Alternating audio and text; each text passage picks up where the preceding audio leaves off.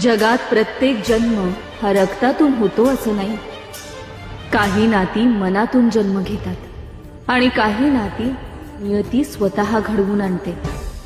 म्हणजे प्रत्येक स्त्रीच्या आयुष्याचं मोजमाप केवळ मातृत्वाने होत नाही. तिचं प्रेम, तिची माया, तिचं त्यामागचं हृदय, ह्यामुळेही ती पूर्ण होते. पण देवी, लेकरू नसतानाही मनातलं रिकामपण कसं भरून काढायचं? प्रत्येक प्रश्नाचं उत्तर लगेच मिळतं असं नाही सुनंदा. काही प्रश्नांची उत्तरं वेळ स्वतः घेऊन येते, एवढंच लक्षात ठेव.